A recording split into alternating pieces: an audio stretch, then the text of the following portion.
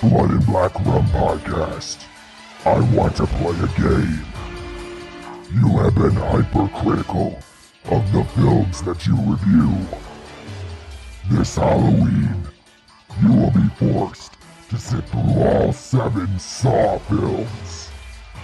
Let's see if you can make it through these new metal-filled films alive. I'll fucking kill you!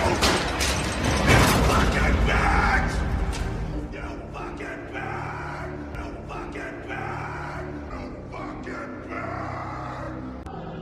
bitch!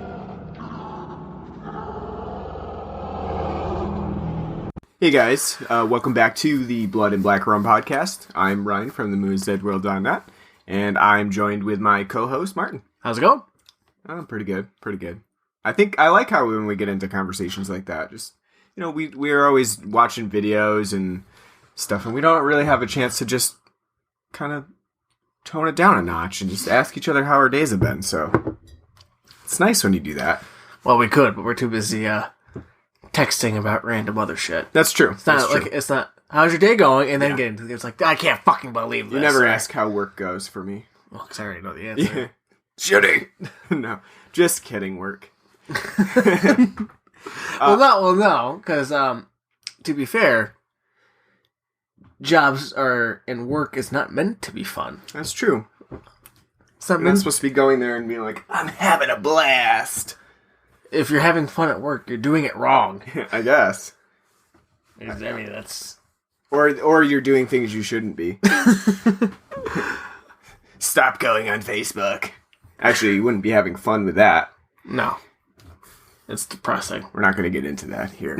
But we're back today with episode 39. Wow, we're almost at the 40 mark. That's right. We are continuing our Halloween series, which that is not on Halloween. Well, no, it's not on Halloween because we have to work in advance. It's kind of like those people who say, "Yeah, I'm going to make a Christmas album," and they start in like June or July because it's got to be out for Christmas. You can't be working on it during Christmas or you're Michael Bublé. That's all you do all year long. Yeah, so we can't be working on the Halloween series, during Halloween, or else it'll never get done. We'll have to use it for next year. Well, I meant more on the fact that we're not. I mean, we're not even into October yet. No, I meant. Oh, you mean that we're not even doing Halloween? Yeah, the series. Yeah.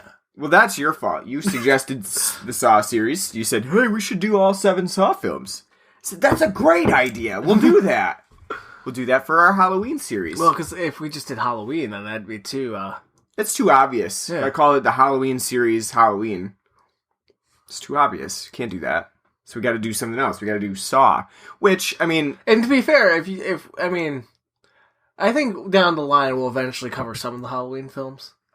Yeah, but but at the same time, it's hard to come up with things to say about it that hasn't already been said. So, what do you do? Well, say to me, if we had to choose, I wouldn't even want to do the whole series because I would love to share my thoughts on the original Halloween, but again, as you said, it's been covered so much. No one cares what you have to say about it. Yeah, because everybody else has already said it. Because it's probably the same. Yeah, the same thing. So if for me, I'd be like, let's do Halloween 2, Halloween 3, Halloween 6 for the novelty, and then probably the remake. Well, you might as well do Halloween 4 and 5 because it doesn't get a whole lot of love.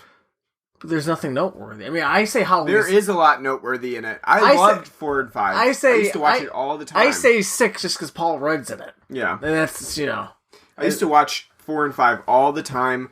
I still remember the scenes where they cut it out in the AMC versions of it, where she's taking her top off in the barn. I was like, "Come on, AMC, come on, come on!" But you're trying to come on. That's right. That's right. I was like, "I need my fodder." But that was pre-internet days where I didn't have anything to, I didn't have a phone in the bathroom with me. They make it easy for these kids these days. You don't have to work for your porn. You don't see it on AMC, you just go look it up. Like, well, I'll look it up then. You censored it on TV, I'll go look it up on my phone. So, but yeah, if we had to do the Halloween series, I would limit it basically like that, like Halloween 2, because that's my second favorite Halloween film, and I still think it's great. I love that film. And I'm going to Halloween Horror Nights in Orlando at Universal Studios, they're doing Halloween 2. Specifically Halloween 2. Nice. So it's going to be really fun, because I'm anticipating, like, a hospital scene, you know.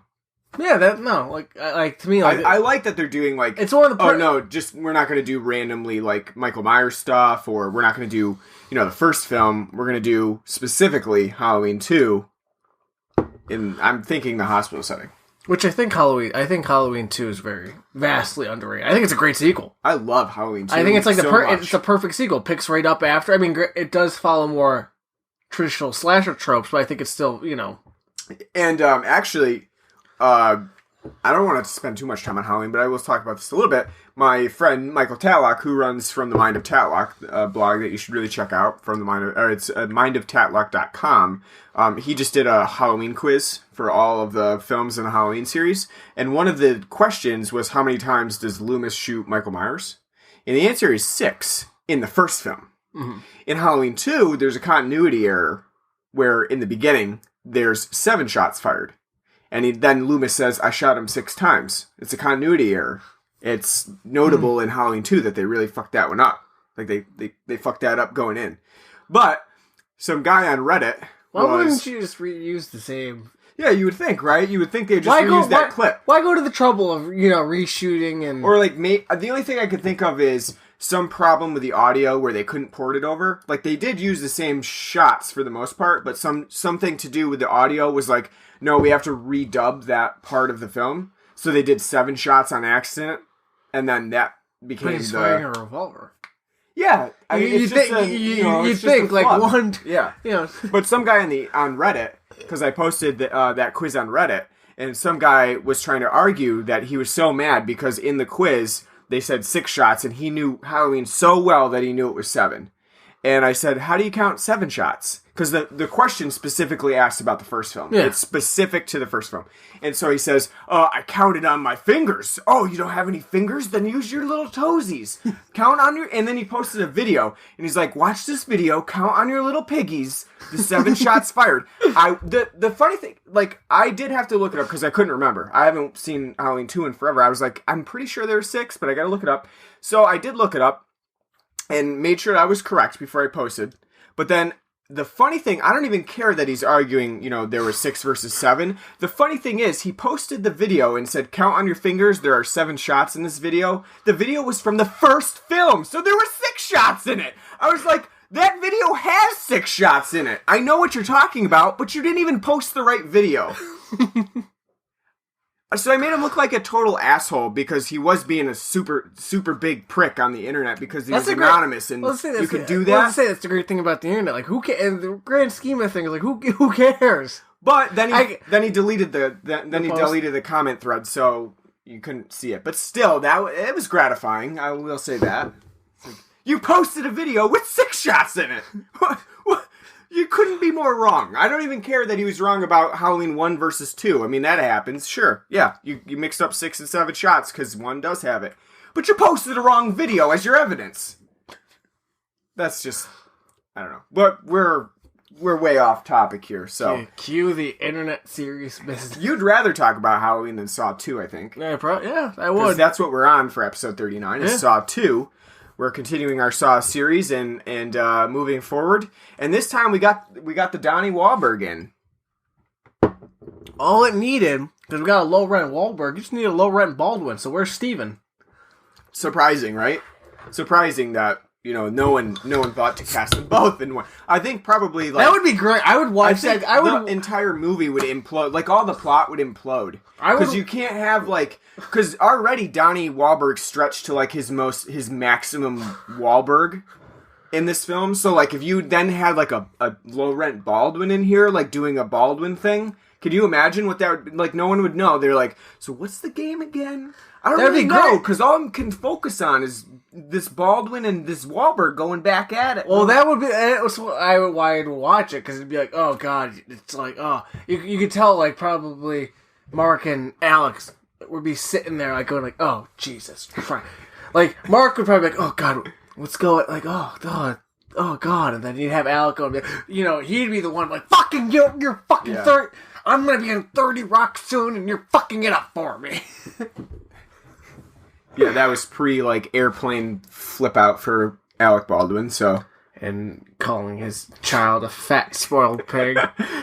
so that would be like the beginning stages of that, that blow up.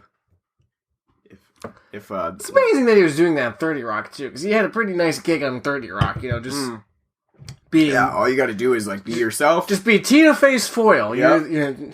And just don't fuck it up by doing things like that in public. That's all you got to do. You'd think it'd be Tracy Morgan fucking it up. Yeah, right. Yeah. Huh.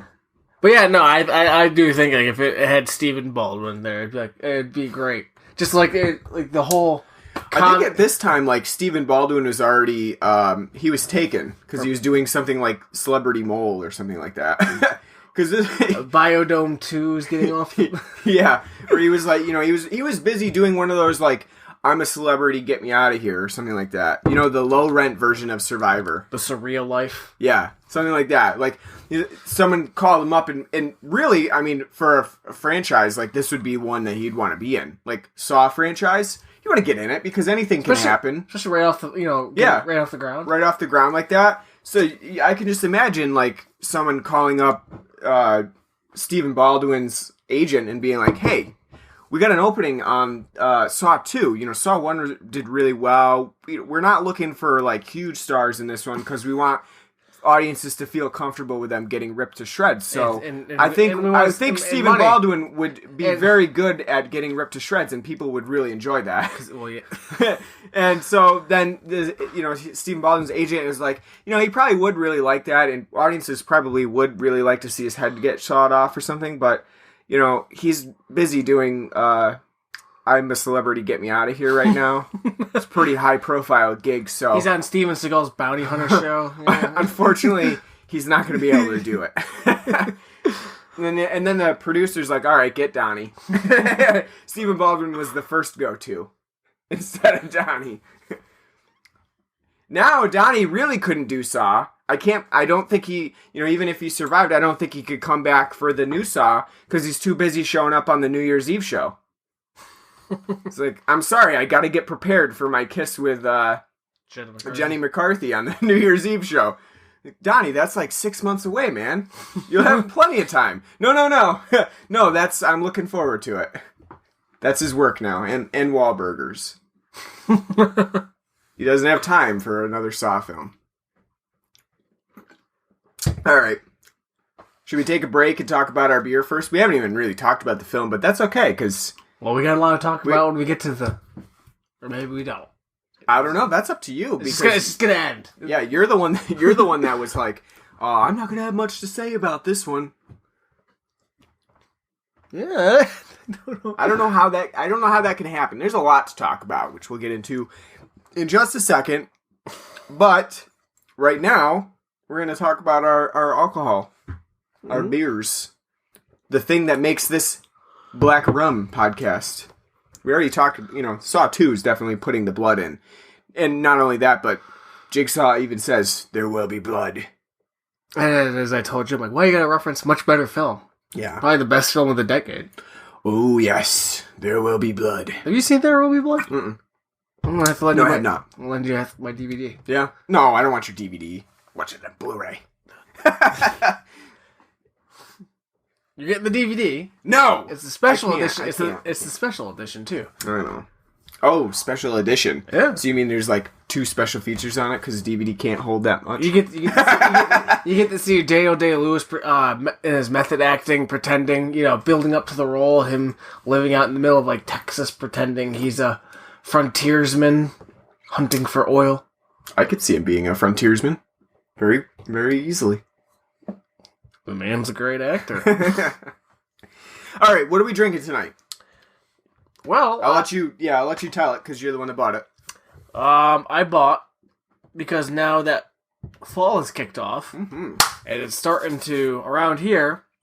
It's getting a bit nipply out there. Getting chilly. It's out of nowhere. Just like yeah, that. It was like 80, and then it was like, hey, here's 32 degrees outside. Yeah. Not a swift transition. It just kind of comes. But seeing as we have complained before on the podcast that brewers like to release their Oktoberfest in the middle of August when it's still around here in upstate New York, fucking 80 degrees out.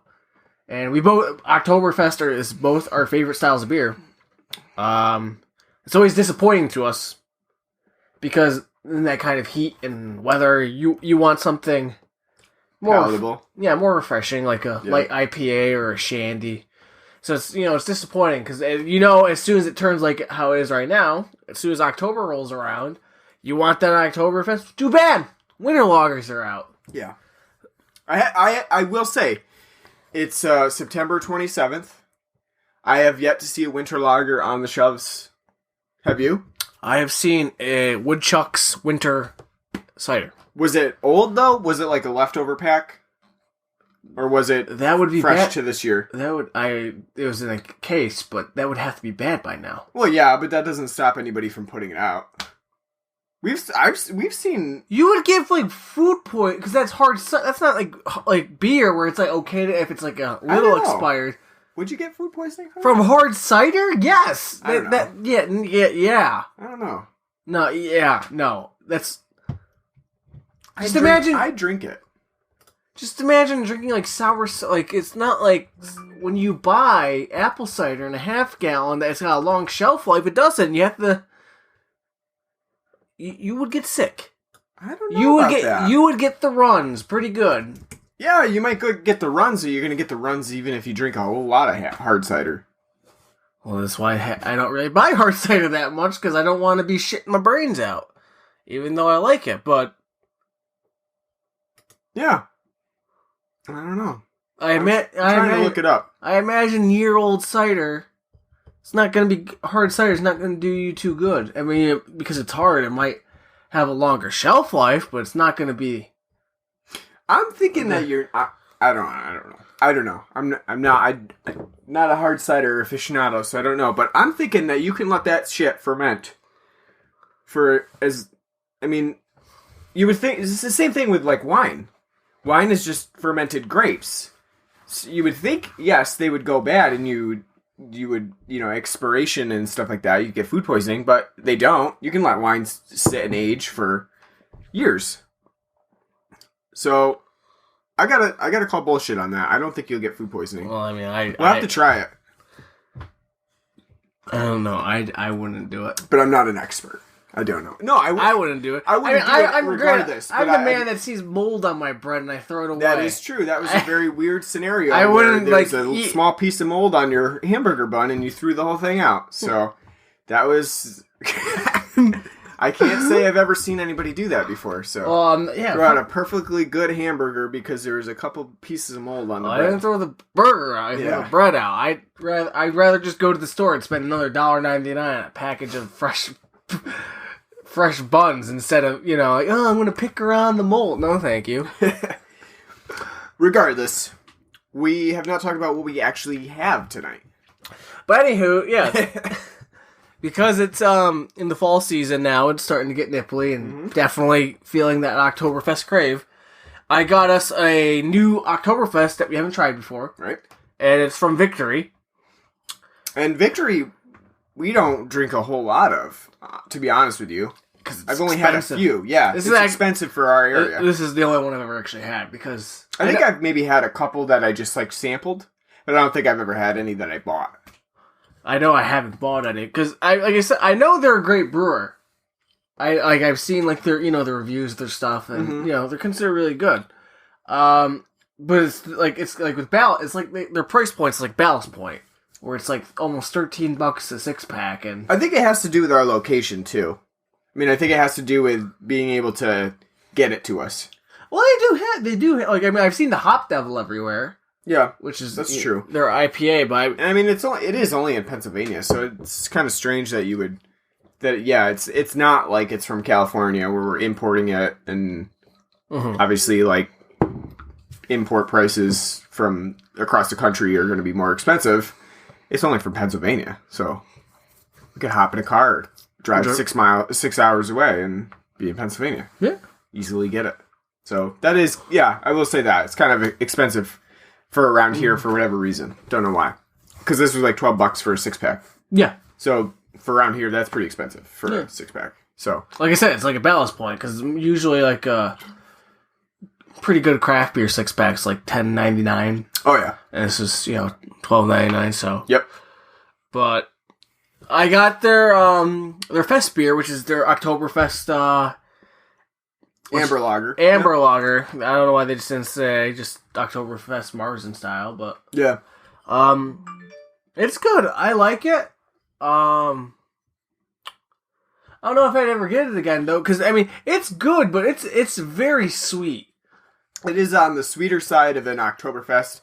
Probably the sweetest that I've ever had. I know, I agree. Like it's got that. It does like have like a more of American style, like a very malty, multi body, and taste to it. But like the malts in it are very sweet. Like it's like almost like candy sugar. Like that's not that sweet, but like it does come across as like you're drinking something much more pronounced in its sweetness. Yeah, I agree, and that was something that we both hit on like really quickly when we tried it. It is very sweet. So yeah, it's gonna be. I think it's gonna be a little off-putting to some people who are more used to not even. I mean, I wouldn't even say bitter for Oktoberfest, but just not as sweet as this one is. They're just very much way milder on the sweetness scale than what this one has. Like usually in Oktoberfest, you do get like a slight like. You get the maltiness and the graininess of the beer, but like a very mild sweetness from the malts. But this one, like it's very pronounced in the front, and yeah, and the bottle even talks about a little bit of hops balance to it, but I don't really taste the hops that much at all. I know, I don't get any. Yeah, so I mean, and I wouldn't say this fest beer is bad by any means. I just think that it's really going to depend on the drinker too. Like, do you like sweeter beers? Because then you may like this Oktoberfest more than the other Oktoberfest that doesn't really have that sweetness to it. But for me, I know that I'm not a huge fan of sweet. I'm more of a savory and a hoppy sort of person. Right. So it is a little too sweet for me, just a little bit.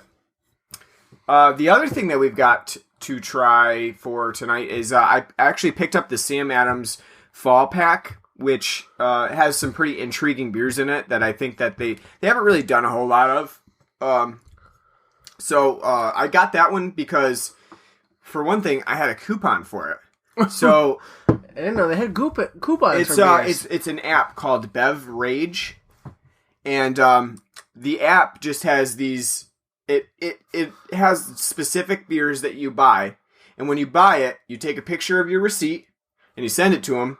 And they will just PayPal you the rebate.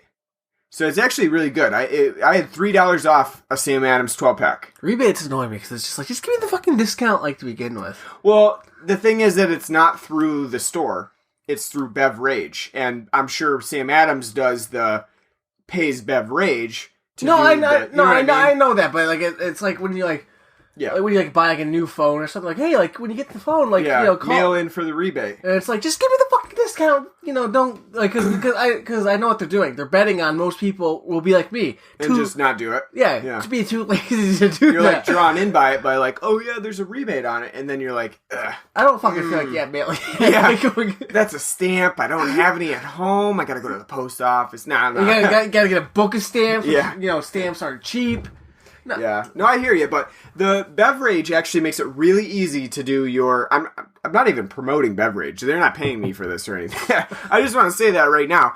But they make it really easy to get your rebate because you just take a picture of your receipt and you send it to them. And like probably within like 15 minutes, I had confirmation like, yep, all right, you get your $3. And then like the next day or 2 days later, they PayPal it to you.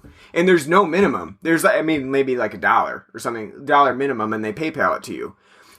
They also have, a lot of the time, they have just like $1.50 off a draft at a bar. So you get $1.50 off a draft. Does it have to be like bars that... No, you just got to make sure that it's in your state. I think that they go by state. So it's like, certain states with more strict alcohol laws are probably not included in this. So they do list like the states, but for the most part, yeah, it's at pretty much every bar that you go to. You just take a picture as long as you have a itemized receipt. that says like, oh, you bought a beer here, and it was $6, and it was that type of beer. Yeah. Oh no, it doesn't even matter. Like for the one that I used, I went to Ruby Tuesday and I got a beer there, and I just got a Sam Adams Rebel IPA. It just says any domestic beer on draft, $1.50 off.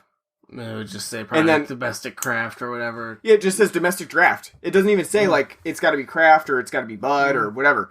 Then they have another one that's like any international beer, $1.50 off. So yeah, so you can only use 2 within like 2 days or something like that. Within 48 hours, you can use 2 of those $1.50 off. But you know, it's not a bad deal. No, it's really good. It's especially if you live in the city where bars aren't. You're not getting $5 drafts. You're getting $8 drafts or $9 drafts. You're gonna save money, and it's not only on beer. It's on like wine, liquors. So check it out. Maybe that's how I'll have to try Johnny Walker Blue. I'll just save up. Save up enough coupons and say like, all right, I'm gonna try a shot of Johnny Blue. Yep. So check out Beverage. It's pretty cool. But anyway, long story short, I picked up the Sam's 12-pack, and I haven't tried anything out of that yet, although I've had Oktoberfest and Boston Lager. But the only thing that I did try out of it that was new that I've never had before was the Bonfire Blonde. And that's a blonde-style beer that is smoked to give it the bonfire part of the name. So it's a smoky, sort of light beer, heavy on the smoke, though. Which I love. You like that a lot? I love it. It tastes like I'm drinking a campfire. I'm not a huge fan of smoke, but I did like the beer. And the blonde style goes well with that smoke because you don't want to be overpowered by like another flavor. Well, the beer itself, you don't really get that much taste or malts. You can tell it's a blonde, but just by like the kind of light sweetness to it that you would expect from like a blonde lager. But it's incredibly smoke. It's like my whole mouth I just taste the smoke. It's similar to that. Smells like I feel like if I was just outside at your house right now and we were having a bonfire. Yeah, you were like. I could like smell my sweater when I get home, and it smells. That's what it smells like. Yeah, and that's what it tastes like, and I like that a lot. I can tell it's overpowered. I mean, great. I would never probably want like a 12 or even a 6-pack of this. Right, yeah. Because it would be like, it'd be too much. Be way too much, but and like in the spirit of fall, I like this a lot. Yeah. I just like that smokiness to it. I think that's really really unique, something different, and I think it contributes, to the feeling of fall very well. I like it a lot. But like I said, I it's something though I would never want in more than 2. I've had this more than probably 1. Well, at a time. I mean, like 2 in a pack. Yeah.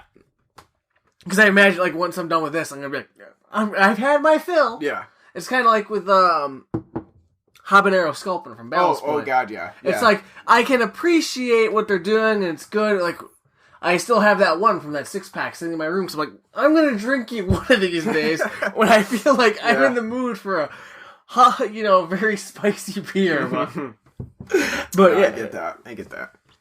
In the interest of time, I'm going to cut this off now so that we can get into some Saw 2 talk. But definitely check out the 2 beers that we specifically mentioned, and check out Beverage as well, because your wallet will be happy when you do a lot of drinking. And I think Sam's always has a pretty good fall pack. They always put something, which is sad too, because they usually put like something new in there. It's like, oh, that's great, and then it's gone. Yeah. After that, see, like the rock back that they had like a year or 2 ago, that was really good.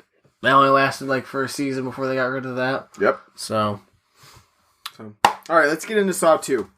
I know you're ripping raring to go on. Yeah. Now I'm all fired up. So with Saw, we know it released in 2004. Saw 2 came out right after that, 2005, right at the end of October, right before Halloween, because that was the start of the Saw Halloween legacy for Halloween. It was like, every year for Halloween, you're getting a new one. Well, my question to you is this. It doesn't necessarily pertain to Saw, but how come they don't release more horror films during October? You would think it would be a big time. Like, as you said, you just went to see the remake of the Blair Witch Project. Yep. Which I guess you said is I haven't seen it, which you said is technically a sequel. Yeah, it's technically a sequel. So it's like one of those like falls in the Terminator Genesis. It's like a C-make. A remake, sequel, Yeah. reboot, bullshit. So, but you'd think perfect time to do horror films is during October. Like The Conjuring 2. Like, I loved it. I saw that. I loved it. I actually thought it was a really good film. Why didn't you release that during October? Yeah. And, you know, there are some that'll come out. Like, I know Ouija is coming out. The new Ouija Origins of Evil is coming out this October. That's a sequel no one was asking for. No one wants. So to put that in October around Halloween is like to just basically, you know, you're hoping that horror fans will be like, oh, it's almost Halloween. Let's just go see a horror movie. You know what I mean?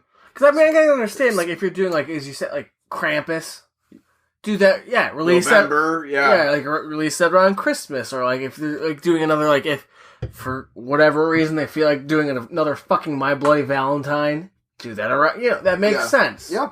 But I don't know. And, I mean, there are some. Paranormal Activity being another one that was, like, a Halloween legacy. You're going to get another one every Halloween, whether you want it or not.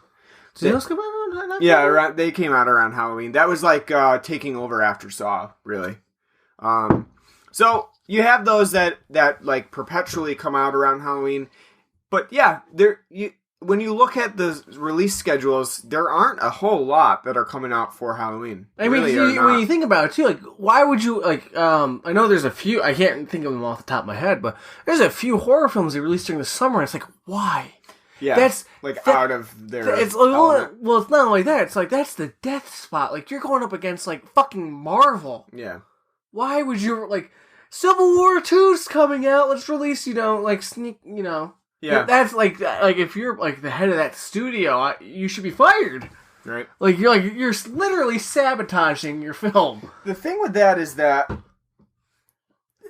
Because like The Conjuring, when I saw The Conjuring 2, that came out like right around the time of like Batman v Superman, and there must be some and I know The Conjuring had like a big enough following, but at the same time correct me if I'm wrong, but I remember going to that film around the time of like Batman v Superman, or maybe a little after Civil War or something like that. I think you saw it though when it was really late in its release. But even still, like it's like that's just bad plan. Like when this year, when Star Wars Rogue One comes out around Christmas, no film within those like first 3 weeks should even bother coming out. Because you want to know why? That's gonna fucking kill at the box office. Yeah. Everyone's going to go see a new Star Wars film. Don't even bother. It's just pure. It's suicide. I mean, so don't even bother. Like just push the film back to like when you know you could probably turn a better profit. Well, I don't want to get too far into this, but I can see that I'm assuming that most production companies and distributors, they have a certain like report, and it's like, yeah, your film does well. This type of film does well at this time. And so they're banking on that, but they're also taking risks. Like, Don't Breathe was just released like at the end of the August, I think, the month of August it was released, which is a horror film directed by Fede Alvarez, who did The Evil Dead. Same guy. So I think at the same time they're banking on like maybe we can sneak in at the summer blockbuster, the end of the summer blockbuster, and take a risk. That makes sense. Like at the end, but I'm saying like if you know during like July or like June you're running up against like Transformers, a Marvel fucking film, and whatnot, or you know like another fucking Mission Impossible, just don't even bother. Just. And because like I said, because it's like even if those films suck, it's like you know, like you're already there's only so there's only so many films people are gonna go see. No one's gonna go. Yeah, but you also have to think, and like I said, we're running long here, so I don't want to go in too much. But you also have to think that like release dates a lot of the times are announced way in advance, And sometimes it's very difficult to change those release dates. So say like Rogue One was still like pending for its release date. But you've got this other horror film or whatever film that's cemented for that date, and they've already announced it. And they've already got their trailers out. They're already like, yeah, we're going to be running the Thanksgiving weekend or whatever. And then all of a sudden, Rogue One announces, yeah, we're going to be running that same time. Shit, the company, is probably going to be like, fuck, I'd move it. But at the same time, you risk being like what the new Amityville movie has done is that it keeps getting pushed back, and I still see movie theater trailers for that film that say 2015 in it. So you risk that though. You risk like, we've already done all the promotion, and now we got to move it back, and maybe our promotions are saying the wrong date on it. You risk that. So I think that there's probably a lot more. And I'm not a movie producer or anything, so I don't have any knowledge of the business. But I'm assuming that there's more fiscal. The whole idea, their whole thing is they just care about the profit, right? If you're a producer, that's what you care about. That's basically, that's what if I was a producer and I saw like, okay, we're gonna release this, and then say like they announce a new Star Wars, I'm like, shit, we're gonna move this back 3 weeks, yeah. Even if you have like all that build up, just like that franchise is going to kill our business. Whether people are already interested in your film or not, it's like that film alone, you already know is gonna be like, well, it's just the way it is. You would think, especially seeing as like a horror film. Horror films for the most part are R-rated. Yeah, R-rated films have a hard enough time getting. R-rated films don't make big money because you're already cutting your audience down to 17 and up. So that's why most films try to strive for at least a PG-13. Yeah. That way you can, try to get back the most money possible. But you want to know what did fairly well at the box office? Saw 2, which we got to get into. So I'm trying to do a bridge there. It's pretty good. It's pretty good. Well, for its budget, too, it did fucking great. Did great. So Saw 2 is really, like we talked about Halloween 2 a little bit.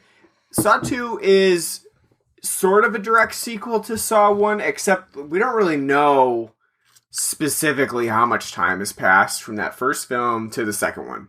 But enough time where the bodies from the first film have decayed significantly. Yeah. So we can imagine it's got to have been a while. Yeah, like months. Yeah. Which it does not bode well for the police officers who should have been working like nonstop trying to figure out like, well, who is Jigsaw? I know, dropping we got a serial killer here who just keeps killing people and playing games with them. It's pretty fucked up. He's in this area somewhere. We got to find him. But it's been, months since they've figured out who it is. They're too busy worrying about that drug yams. Yeah.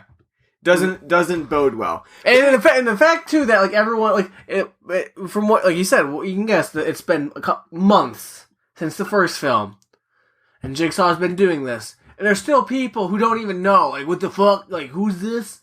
Yeah, I would say it's gotta been at least a little while, because the beginning of Saw 2 has another trap that Jigsaw has done, which you can imagine is if he's been doing this continuously, he's been playing regular games besides the new, more intricate game that he plays in Saw 2.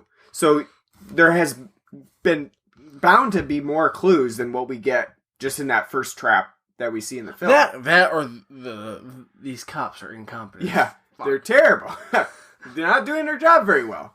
Like I said, in one of the scenes, there's just a shot of like the two cops in Jigsaw's factory. They're standing over like a computer, a laptop, like a police laptop, and it basically looks like they're just staring at it like a screensaver. Like, yeah, that's pretty nice. It's a pretty nice screensaver you got there. Go, you got the spirals? Yeah. I have the pipes at my house. Yeah, I like the 3D pipes. Those are really? Those are fun. I have the 3D text actually. I say like cocksucker and he flies her. I always liked seeing the bouncing square to see if it would ever match up with the corners perfectly. Yeah.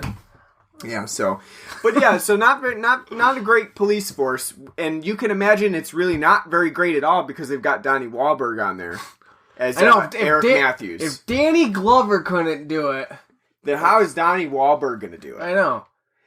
Well, Danny was too old for that shit, so they got to get someone younger, like Donnie Wahlberg. It's been 10 years, and he's still like, I'm too old for this shit. But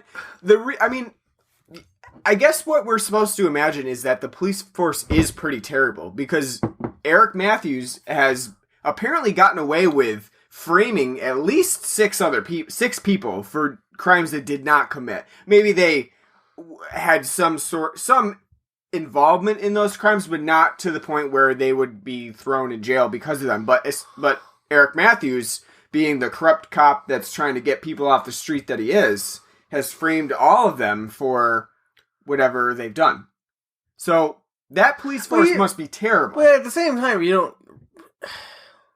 don't know that though, because they don't show anything. But that's the game. The game for Jigsaw is like, how are we different? You are still a shitty person who's trying to bring people down that do deserve it, but in unlawful ways. No, I agree, but at the same time, the film doesn't show like anything of his like shady past. Like what did he actually do? They just say, they skim over it, and then the characters are like, "Your dad's an asshole. He put me in jail." It's like, you deserved it for one thing. Well, because and they don't elaborate on any of the characters that are put in the trap.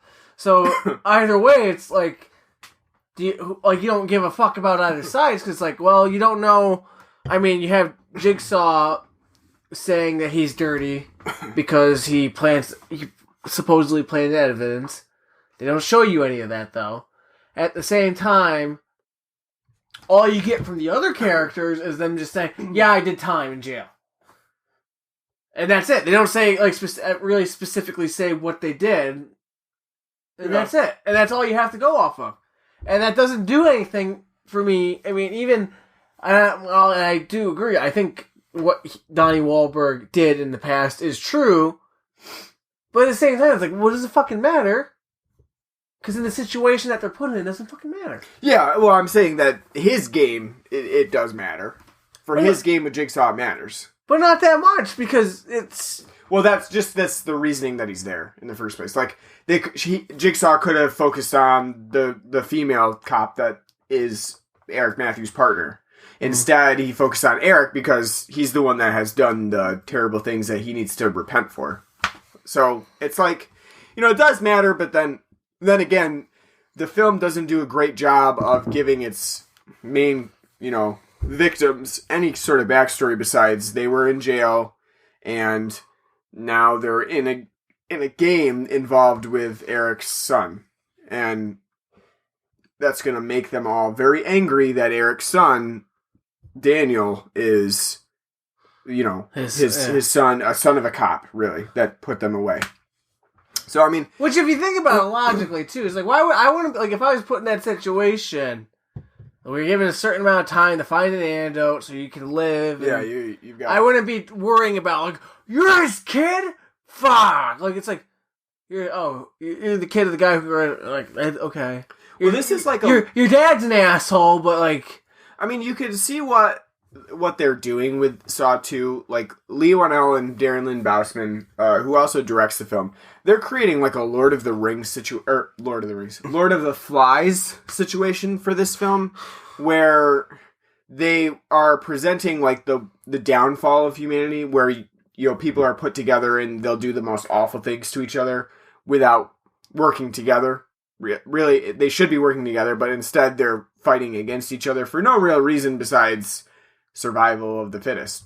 And I mean, that's what they're doing with the film. But it doesn't work. But it may not work in general. I mean, because you've got people like Xavier who are like so stereotypical that it's really hard to believe that they would actually... Well, as I say, like out of all the characters that are put into that trap in the house, only one of them is likable. Yeah. And it's the black guy. Yeah.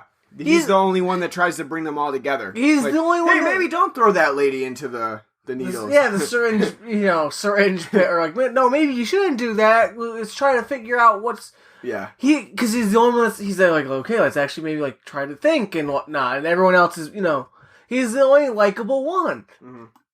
Everyone else is unlikable. Amanda's which she's back. She's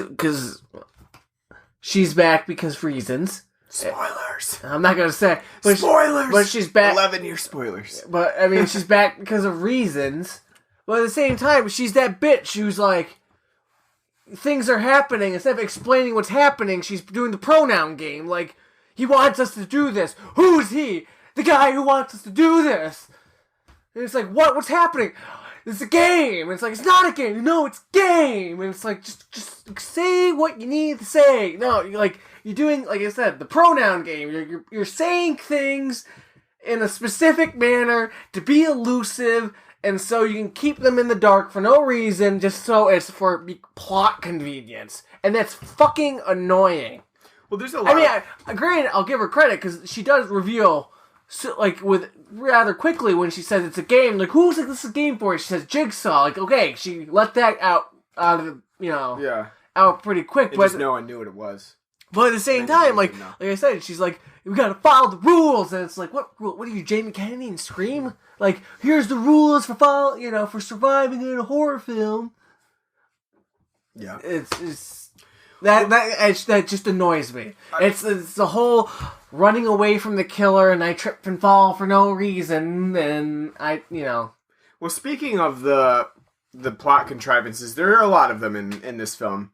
One of which is that the big twist, and I will, I'll put spoilers on this, but the film's 11 years old, so if you haven't seen it by now, I think if anything's past 5 years, you can. Yeah, I mean, yeah, is that a rule? Is that like a thing? That's how I feel. If it's over 5 years old. I'll preface it with a spoiler, and really you should listen to these podcasts expecting spoilers, and probably you should have seen the film if you're watching, or if you're listening to it, but anyway, the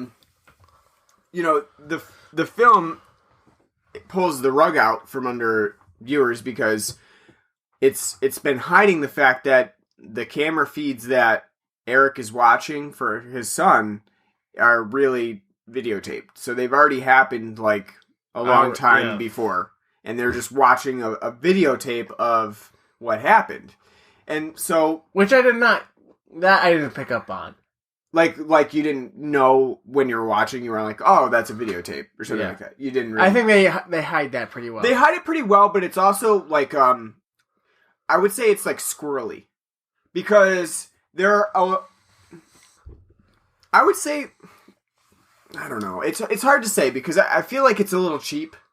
Well, it is. It's pretty cheap because, it is cheap because of the way they transition to the camera, because the editing technique they use is that they zoom into the camera and then it just kind of like, oh, now you're into the thing, like it's happening at the same time, and the film it kind of runs parallel to the time frame that Eric's given to find his son. They don't give anything really to hint or even really show that it's that it's no. There's nothing. There's no clues. So literally the only hint is that Jigsaw tells Donnie Wahlberg, all you have to do to win the game is to just sit here and talk to me. Yeah. Until the time runs out. That's it. And he says something to that effect. And that's it. And that's the only hint that's really dropped. For that part, at least. So. Yeah.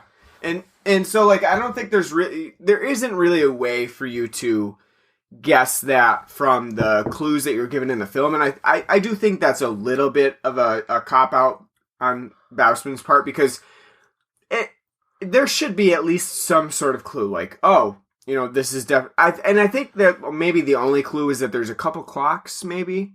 I don't even know if there's a clock within the house itself where the game's taking place, but I know that there is in Jigsaw's factory. So maybe that's a slight clue, but I really don't think that Bousman gives us the audience very much of a chance to even put that together. It's more so very much because you don't want to feel like the audience is not privy to the information. I think that they should be given at least a chance to put it together. Well, as I said, a twist is only as good as the information that if they give you the information, but you're like blind to it. So, Right. like, for example, why is The Sixth Sense M. Night Shyamalan's like only good film? Mhm. It's because the evidence was literally right there in front of you. Yeah, you always have a chance to put that together. Really, you do. Yeah. You see him talking to his wife, and he's never ever answered. So And- you're like, huh, that's strange. Like, maybe she's just pissed. But you're always like, there's always a chance for you to be like, oh, maybe he is a ghost.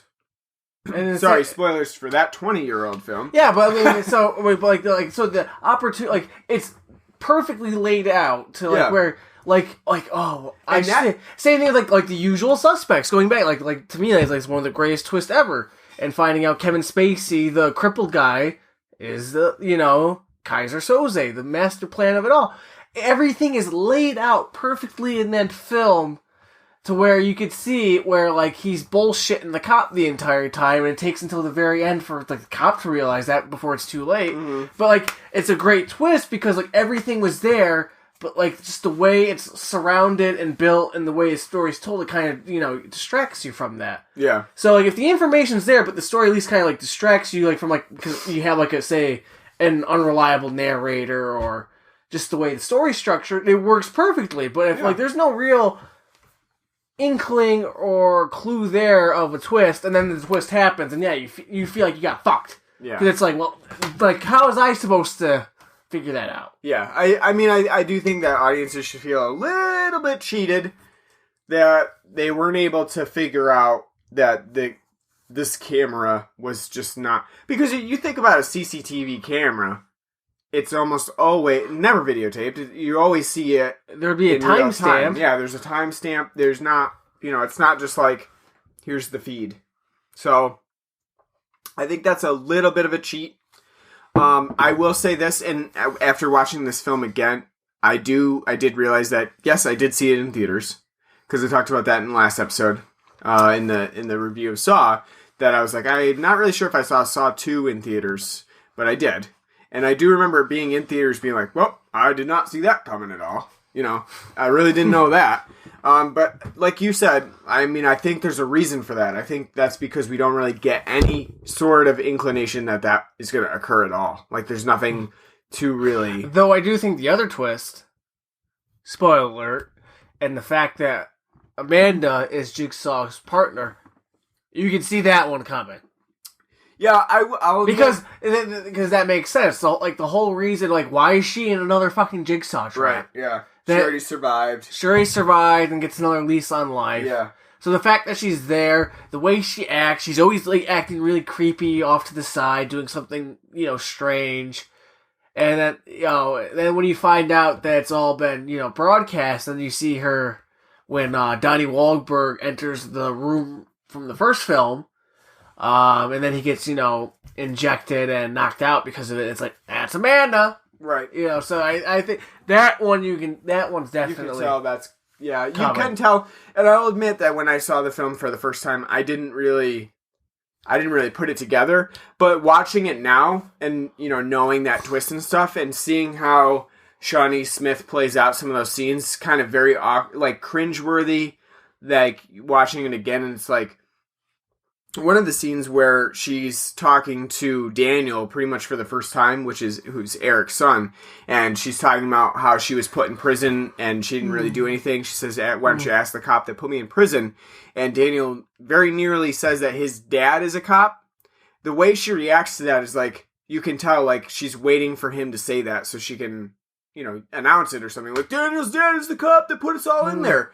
And it's very, like, after the twist, it's very much like obvious. And I think maybe watching it now, if I was to go back for the first time and watch it now, after seeing, my experience with films, I would pick up on that it's very obvious that she has something to do with it. But I will say that I think it's smart that they included her within the game itself, and that they included her within a specific game, the game with the needles, because that is I think it's telling it even if people were kind of suspecting that she was in the game, that's going to throw them off because she was included, and it's like, who would put themselves through that? But at the same time, is she with the game, like the trap with the needles? She doesn't do it because she wants to. She gets fucking thrown in there. Right, but I'm saying who would put themselves through that? Who would put them in a situation where they would even be at risk for something like that? Well, she's got to be the bait. See, here's another problem that with the story is the whole idea of Jigsaw's plan to like lure Eric back to the original Saw room for him to lose and get punished and for his crimes hinges on the idea that Amanda has to save his son and that everyone else is going to fail. Mm-hmm. His whole plan hinges on the fact that everyone else that they've been grouped with has to fuck up and fail. Yep. Because if they somehow are able to, then his whole plan's gone to shit. Yeah, and which would go back to the whole it being pre-recorded, which would, be like, okay, if they somehow, fine, but at the same time, you don't know that, so it's his whole plan hinges on the fact that everyone else has to fail. Yeah, and it's pretty tough too because, like with Amanda, she's not like a strong person really. She's a heroin addict. She's kind of lanky and thin and not strong. Gaunt. Gaunt is a good word.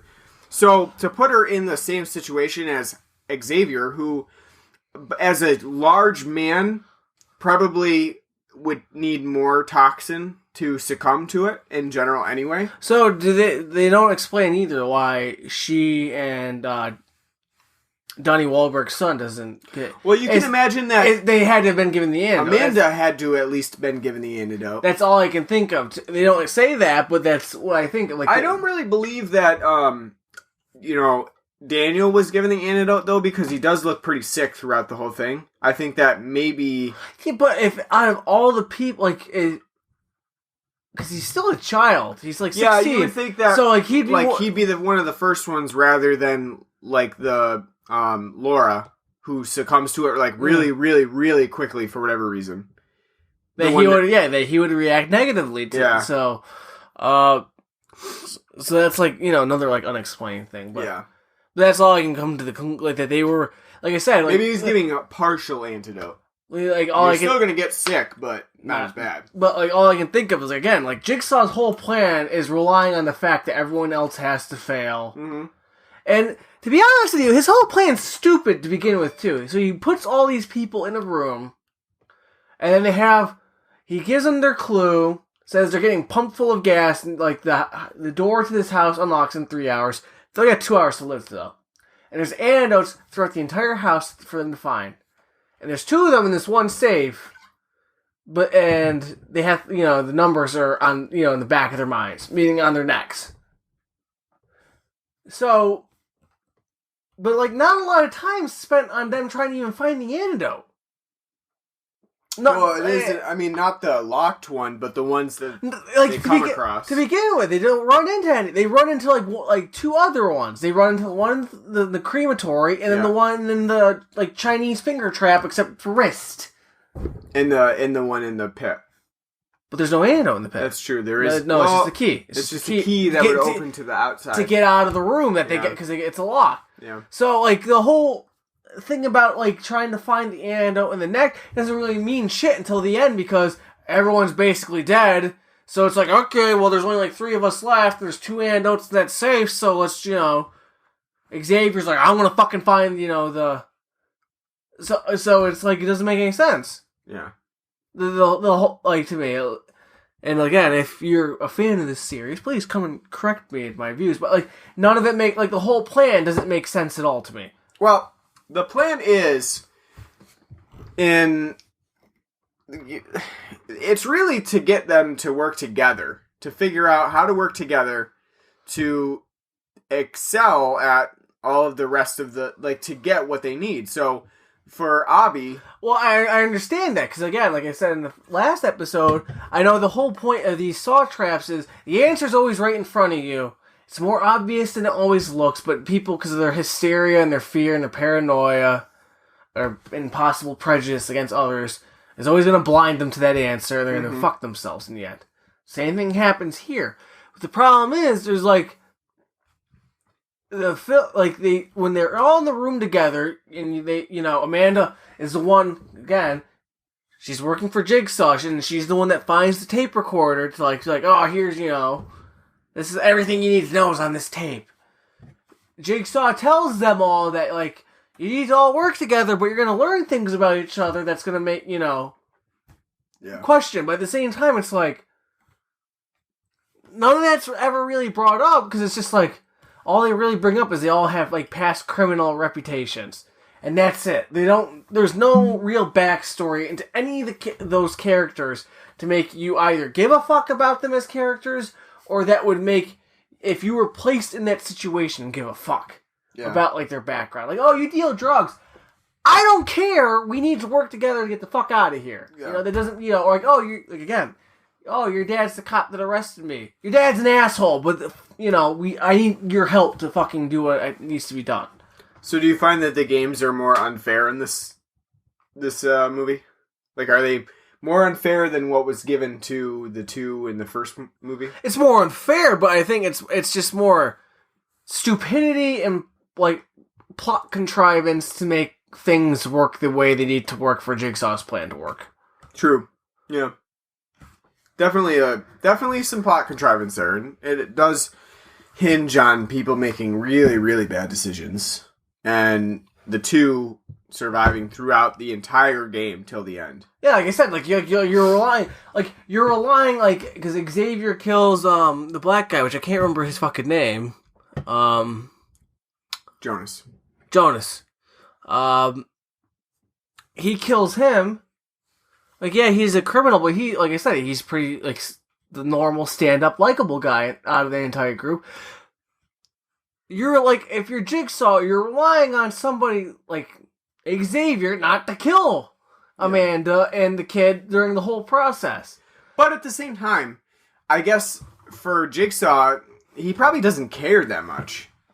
He probably doesn't, in the scheme of things, yeah, he hopes that Daniel will live so that he can play this game with Eric, but it doesn't really matter too much. It doesn't matter, because if they don't survive, then they didn't overcome their inner demons. Like, Amanda still has some inner demons to work out. But at the same time, so she just lost. Well, at the same time, why would Jigsaw want to kill the kid? Yeah, he's like a wannabe thug and all that. Like, apparently has a, leading towards criminal background, which you don't even fucking know because the film doesn't really explain it. You just like, oh, because dad and mom don't get along and they got a divorce, and the dad, is kind of an asshole.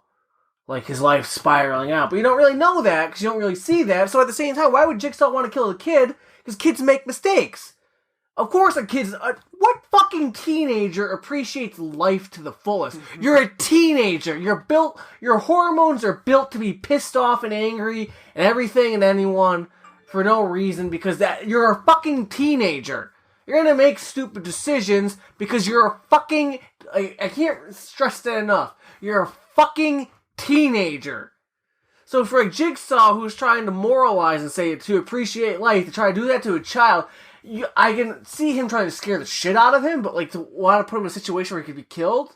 Yeah. Not so much, because again, he's a fucking teenager. Well, that's where the unfairness comes in within Saw 2, is that it is, it's moving more towards like, those traps may not have been survivable.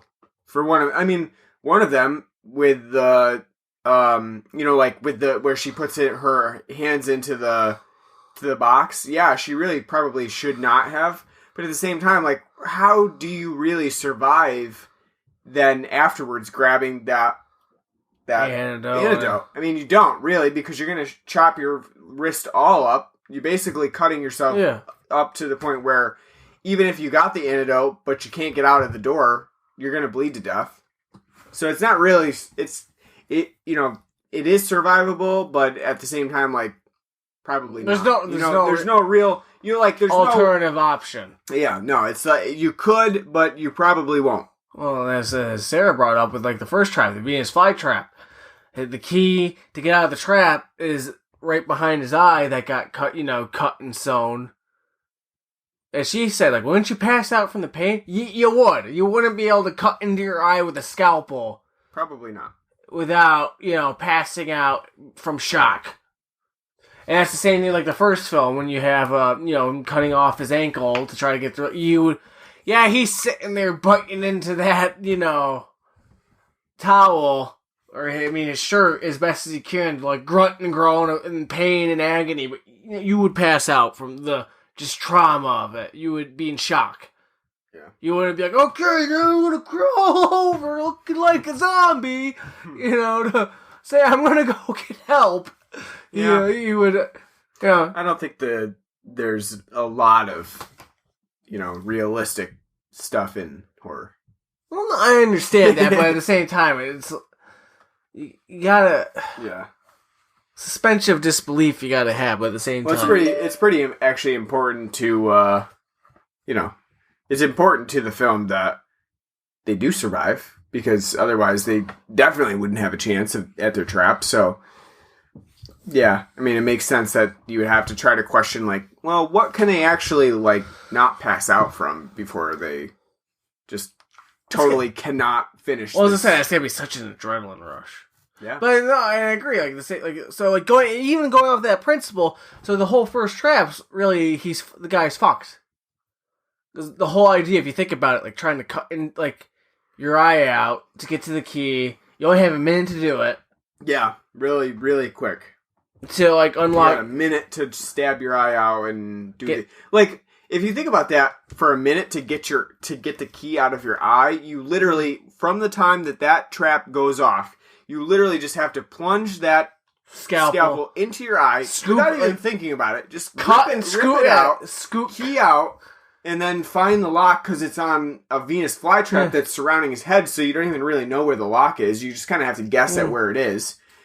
You really, that's going to be cutting it close anyway, so you really have to react, like, immediately. Like, I guess you would sure, I'll cut my eye out. Yeah, no, so I'm saying, like, that's, like, that would fall under, like, what you said, like, an unfair trap. Yeah.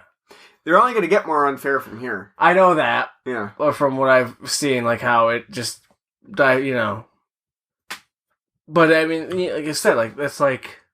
So I'm curious, what do you think about... because we get a little bit more on Jigsaw's philosophy in this film, in the backstory for why he's doing it. What do you think about that? Whatever is leading him to do these traps? It's got to be something big, right? Stupid. It's cancer. Well, you knew he was sick in the first film, but you did. You do. But do most people with cancer, like, say, put up their hands and be like, well, I'm just going to murder some people? Or you're Walter White and you start cooking meth. And then you lead yourself to the greatest TV show ever made. But, the idea is intriguing. Because... No, I do like the idea. And again, I think in this film, because we do get more Tobin Bell, he's the only good actor in this film. And I think for even the small part in this film, he's given, he does well. Yeah. I think, like I said, part of the problem in this film is, again, it's like the first film. The acting is atrocious across the board, except for Tobin Bell. This time he's given a little bit more. But not just Tobin Bell, because I think Glenn Plummer as Jonas, I think he was good too, as like a low-rent Orlando Jones, but... Yeah, I did like him. I thought he was, he was likable and believable. But everyone else, like Donnie Wahlberg's fucking ridiculous in this. He does get a lot of chances to slam his hands down, chew gum violently. Just have like a fuck, And I'm not blaming Donnie. Because I think the direction in this film from just like every actor in this was like, can you make this more ridiculous? Can you make this look a little bit more cringeworthy? Can you throw your hands up a lot because we're gonna have to edit this? Because look, I joke, but Donnie Wahlberg's not that terrible of an actor. No, he's and the same thing with like the first film. Danny Glover's not a bad actor, but it's like, they going into that film, they told him, like, okay, we need you to be, like, stereotypical Danny Glover. We need you to be, like, what people, like, think of you, even though you're not really like that as an actor.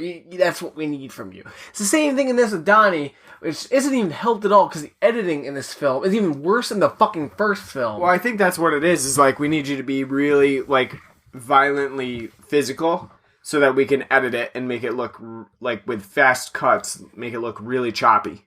Because that's really what they're going for, is, like, how can we make these scenes as choppy as possible to, like, throw the viewer off? Yeah, the quick cuts and the sped up. It is worse, though. I will give you that, because Bousman here is, like, relying on, like, just cutting regular footage into, like, 20 different cuts of, like, a zoom or something like that. You know, it's like cut 20 times. Or the traps on this guy's head. We gotta speed it up, and I can't. Like, so it looks like, you know, like I said, like a 9 Inch Nails video. Like, you're watching, like, I want to fuck you like an animal. Like with the, you know, frantic, just like. One of the worst. And it's just like that's awful. This is a film. You're making. One of the worst edits, though, is the one where she gets her hands caught in the trap. And it like cuts so many times to the point where, like, the contrast of the whole shot, like, goes way high with, like, her face turning, like, red with contrast. And it like almost does sort of like one of those bad paint edits where you like accidentally hit like the invert contrast. And it, like, it inverts everything to be, like, an infrared. Yeah. That's what that does, and it's like, wow, that was not a good, you know. Yeah, it might be really intense if they just did not edit it at all. Like, no cuts, and just, like, saw her, like, trying to shift her hands. And like, how do I get my hand out of here? Yeah, slowly like, cutting into, like, if I, you know, it's cutting in there, that would be, like, cringing. Like, you'd be like, ooh. But it's all mitigated by the way they, like, that's every trap. Like, the whole, when, like, the beginning was, they say, like, don't open the door with his key, and the guy's like, fuck it, and he goes to open it, and then he gets shot in the head. The way it's, like, edited, it's like, oh, that's not scary. Yeah. That's just, and then when they throw, like, the guy, Xavier throws Amanda in the fucking syringe pit, they gotta slow it down, and, like, have, like, as she's digging through, like, all those, like, you know, MTV, what was it, Fear?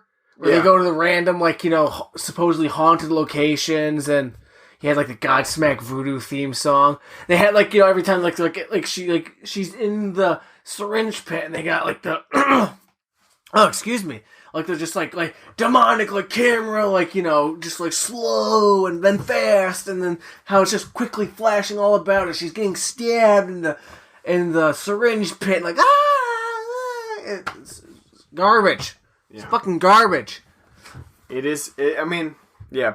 It was not the best editing styles of the 2000s, I will say that.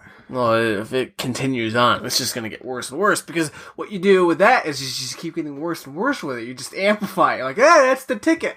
Well, you noted that the ending of the film actually has like probably like a 2-minute recap of everything, you know, scenes that we've seen throughout the film. That are supposed to, like, yeah, like, as I said, like, again, quote, like, The Usual Suspects. At the end of The Usual Suspects, the film kind of lays out, like, every little hint that was there, and how the entire time Kevin Spacey's story that he was telling was taken from things just from within the office, like the article about, like, bowling, and that was on the detective's wall, and then looking at, like, something else that he was used for, like, who made the cooler, but he used that as, like, a means to tell, like, a different story. And that's kind of what they do from these first two Saw films, is they take, you know, they just, like, flash back to everything. Like, so it's like, this is how it's all pieced together. And I told you, I'm like, if that's how it is for every film, then, like, the films are kind of saying, as you keep going on, okay, there's always going to be a twist, and not only that, we're kind of treating you as an idiot for each film, because we're going to always piece together everything.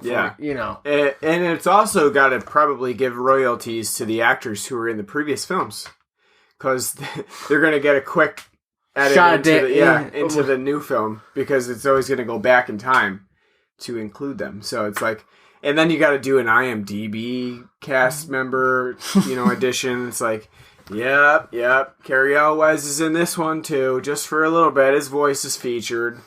We use his dead body. We put a sign up that says his character name from the last film. So Cary Elwes gets a royalty check and a little cast listing on the IMDb page.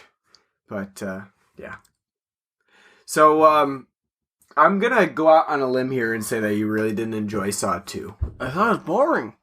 You were bored with it. You didn't really think that, even though they amped up like how many games there were, because there were actually 6 games. Yeah, no, but at the same time, like, it's not gory. It's more gory than the first one. It is. No, you're right, but it's not like at what I'd say like what torture porn is known for. Yeah. From what I know, it's still like medium. It's like there's a lot of like cutaways from like the intense. Yeah. Like, with the first trap, like with the Venus flytrap, the gory part would be seeing the actual like spikes go into the guy's head. You don't see that. You see it close on him, and he falls over. Then you see, like, some blood trickling. Yeah. Well, because that's the films right now are still trying to rely at least a little bit on, audience participation, like, or imagination. Like, wow, yeah, that would be kind of shitty if that happened. Yeah, no. I think that works. Yeah. But I just don't think. I don't to me, like, I don't care if a film has more gore or not. I think, like, as I've said before in this podcast, I think the more that's left up to the viewer's imagination, the better, because you can think of more terrifying things than what a film's going to show you. But I don't think that happens in this film, even with like the less gore, because the way they edit things together makes it very, just like I said, like cringeworthy. Just so like I said, I think the acting in this film is just for the most part god awful. I don't think anyone's given any good direction in this film. I think the whole plot idea could be interesting if the fact that Jigsaw's whole game plan in the house wasn't hinged on the fact that it relies too much on convenience for it to work. And I think if they dedicate a little bit more time on actually the characters' backgrounds, you'd get more invested in, like, the characters playing the game. And even a little bit more even on Donnie Wahlberg's character, so you actually know about his backstory instead of just hearsay and him acting like a hot-headed asshole. There's a little bit different here than in the first film, because at least in the first film we do get a little bit of those flashbacks of, like, the characters. And they do. And it does focus a lot more on their... Because, I mean, again, if you're going to take a film that basically takes place in one room... You gotta, like, take it out to extend it to, like, an hour and, 40 minutes, you're gonna have to expand on the background on the characters, and that's what they do. In this one, they don't. They're just there. It's because there's so many. I mean, they've got so many people that it's like, now how do we tell the audience about all of them? So they kind of go the generic route and just... But at the same time, if that's the case, then the game that they're playing is supposed to be interesting enough to where that keeps your interest, but the game that they're playing doesn't even make any sense because they're getting pumped full of gas, and then throughout the mansion there's antidotes for them to be, to cure themselves of the gas, and so they can survive. But they only stumble across like a couple of the antidotes. They don't stumble across them all, which would be like the great irony of the film is like they stumble across each and every single one of them. Yet at the end, only like 1 or 2 survives because they all succumb to their selfishness and their like pridefulness or whatever.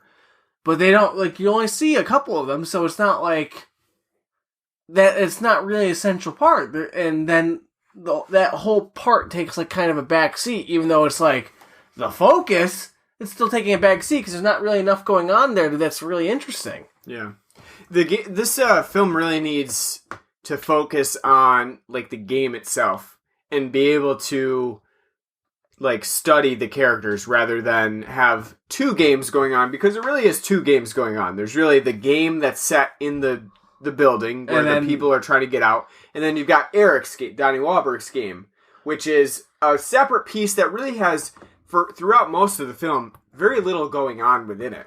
But I will say I do like that kind of twist. Like the I do like the twist of, Jigsaw telling him, like, the way for you to win is just to sit here and listen to me talk until that timer runs out. Yeah. I do like that. It is good, yeah. Because, again, if you think about it, logically, the way they structure his character, that he's framed people, that he's kind of wrathful, and, takes vengeance. If he just sat there and was patient for once, he would have won. Yeah. But he couldn't even, he couldn't do that. And I do like that, but I think how they do it and get to that point, it just doesn't work at all. Yeah, and I think there's just too much. There's too much in this film. Too many different avenues that they try to explore at the same time, where you're getting that problem where you don't know about the characters, you don't really know about Donnie Wahlberg's character or what he's done, besides what they tell you, and so, yeah, you're getting that sort of two scenarios where neither of them are really working out very well. See, what I would have done is, you can have those two games going on, but instead you have the game between Jigsaw and Donnie Wahlberg, but the second one, don't have all those other people in there. Just have it be Amanda and his kid. Yeah. And then when you do the whole tape delay thing of it actually being pre-recorded, then that would totally make sense, because then you put what he thinks his son's in danger with a stranger in this, like, Jigsaw game. And Jigsaw's basically telling him, like, your son's gonna, And then when you reveal at the end that his son's still alive and he's been in the safe the entire time, that was from, the past, that would be much more, like, a better twist, because then you have, like, that whole game just focusing on his son and Amanda. And then, like, because his son's trying to figure out what's going on, but, Amanda's part of the game, part of Jigsaw's plan, so she could, be basically protecting him, making sure things, go the way they're supposed to go, so it tricks Donnie Wahlberg's character into overreacting and then getting himself caught and losing. Yeah, but the film's got to up the stakes with more people, and that's what becomes the downfall of Saw, is that we've got to do more traps, more intricate traps, more twists, more turns, and eventually you get to the point where it's like, what do we do now? I mean, really, what else can we do? And I think we'll see that as we move through our Halloween series for Saw. So, but yeah, if I was writing Saw 2, that's what I would do. That's what you would do. I think that would be a much just like better approach, because then that probably more. If it would focus, it would keep it more focused, and it'd probably be more minimal than what we actually get. And that's what's great about the first. I mean, I gave the first Saw 6 out of 10. I think it's good because I think it has flaws, but I can see why people would like it, because I like the premise. That's a great premise. That's a very, very basic, simple, but it totally works premise. I think, and then if you took that same avenue, except took it a step up a little bit further from the first film, but not that great, and do what I suggest, I think then, you have a really good sequel that would, could build off of it, and then you could slowly keep building as the films go on with how Jigsaw is and his traps and that, So you, what would you give Saw 2 then? Probably a 5. 5 Saws out of 10? Yeah, probably a 5. I mean, I don't think it's bad enough to give a 4. I mean, it's. For me, a 6 is average. 5 is below average. Yeah. And a 4 would be bad. 3 like very bad. 2 god awful, and 1 like a total abomination to God. I'd give this like a 5. It's below average. It's.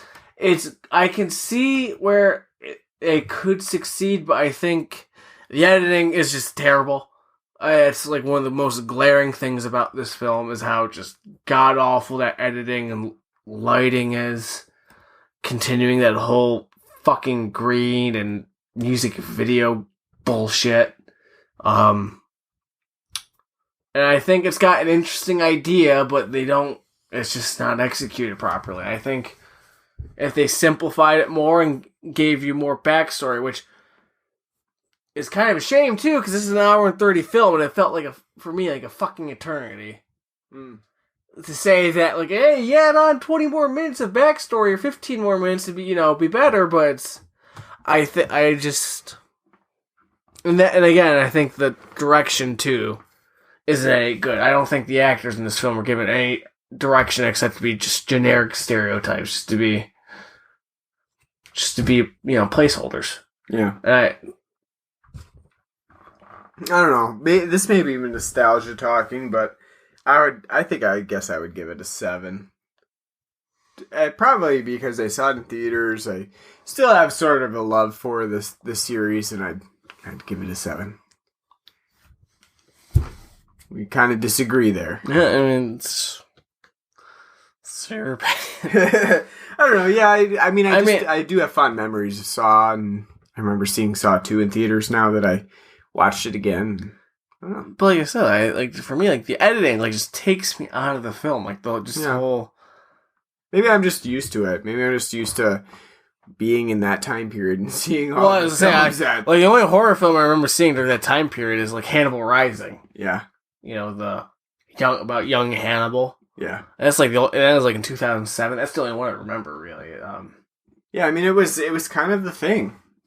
The green lighting, I know it was, but like I said, I never saw Hostel. Never bothered to see. I did see it, House of a Thousand Corpses, but I don't remember it for shit. Yeah. Never bothered watching The Devil's Rejects. Never bothered watching the remake of The Hills Have Eyes, and yeah, I mean it's just kind of the thing. It's kind of jumpy, which I know, which I can see from some of those films that I mentioned. If I watched them, yeah, they would. I can tell they would totally have that crap, and I'd be just as appalled. But that whole period from after I Know What You Did Last Summer till 2008, I just checked out. Didn't have a fucking care in the world. They'd have Mudvayne soundtracks. It's tell me when Scream 4's here. That's when things will get good again. That's right. All right, anything else you got on Saw 2 before we head out and continue on our journey? I got no reason to ever watch this film again. You probably won't. No. You probably won't. But we're going to be watching the rest of the series. We got Saw 3 coming up next week. It's only going to get worse. You think so? Is Tom Atkins in the next one? No. That's going to get worse. I think that I would really be interested in your opinion next week on Saw 3 because I know that some people really did not like Saw 2, especially when it came out, and then Saw 3, I think people liked a little bit more, so be interested to see what you think. Because I don't know if that's particularly true that the films get worse.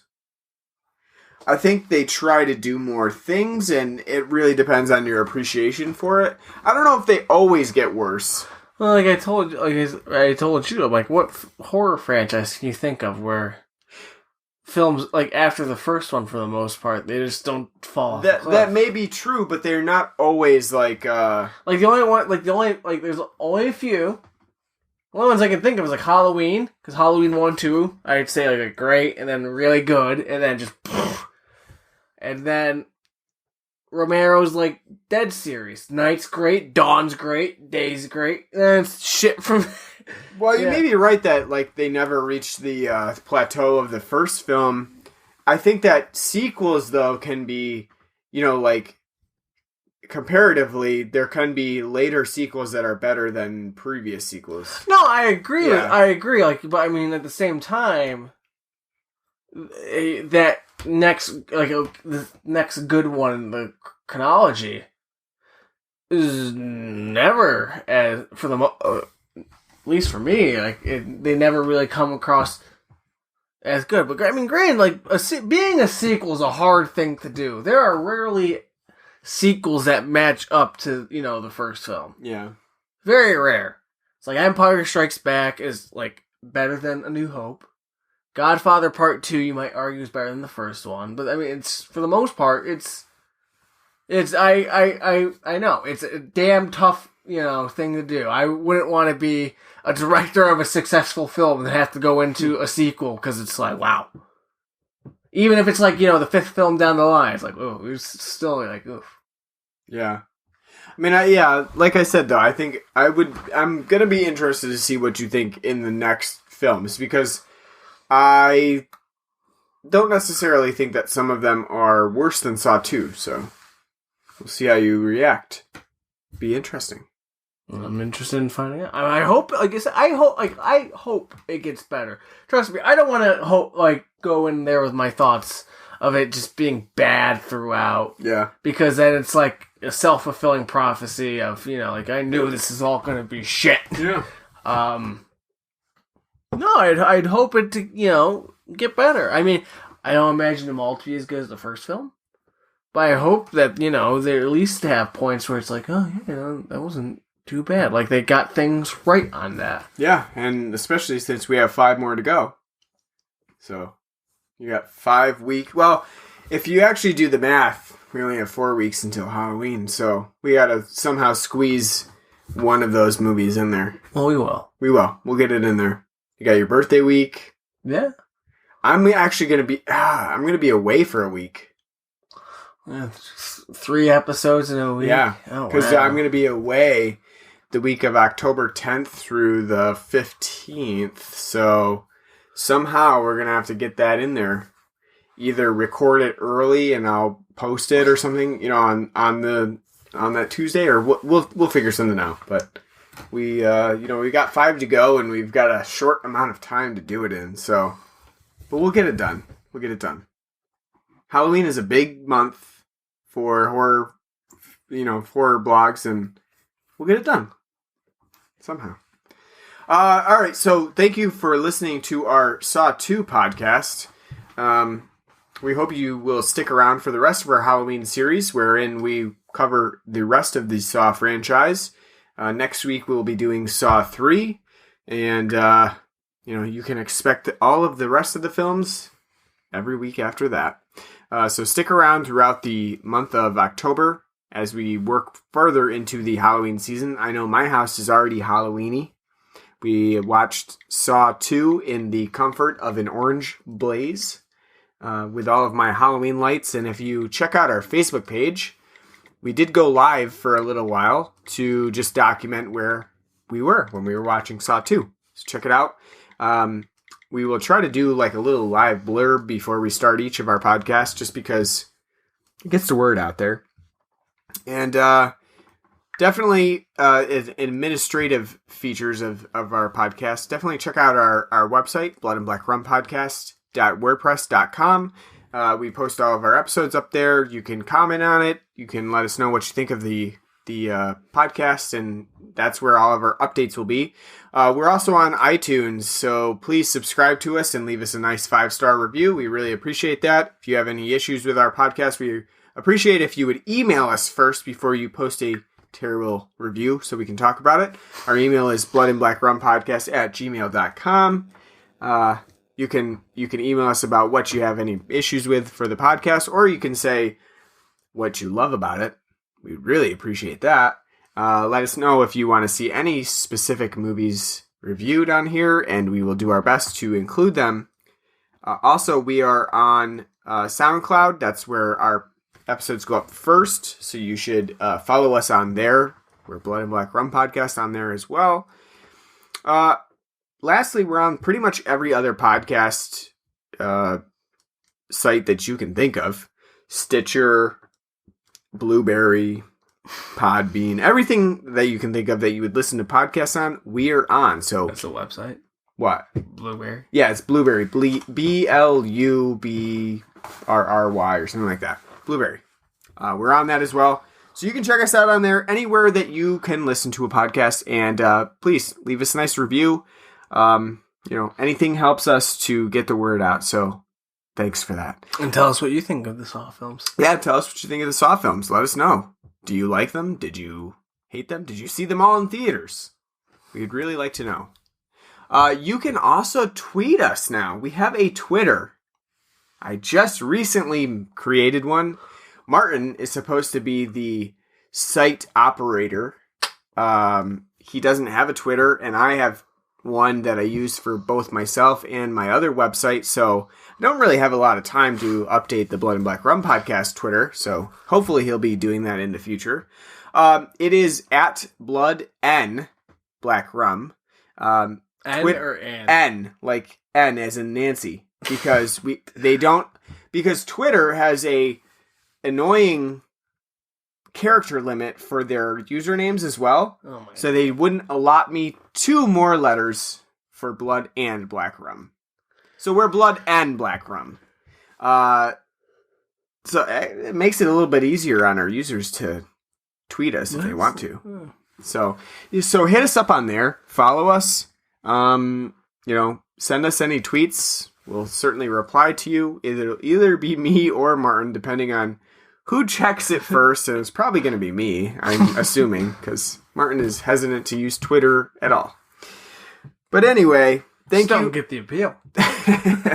You will. I'm already running out of patience with Facebook. Nah, you'll enjoy Twitter more. I'm thinking about going off the grid. Just You'll enjoy Twitter more. Moving up to the mountains, and when I go to like the grocery store, people are like, "What the hell happened to you?" I'll be like, "I'm fighting demons up there." All right, thank you for listening to Blood and Black Rum Podcast. We hope to see you next episode for the recurring coverage of the Saw franchise for our Halloween series. We'll be covering Saw 3. Thanks a lot. Have a good one. Take care.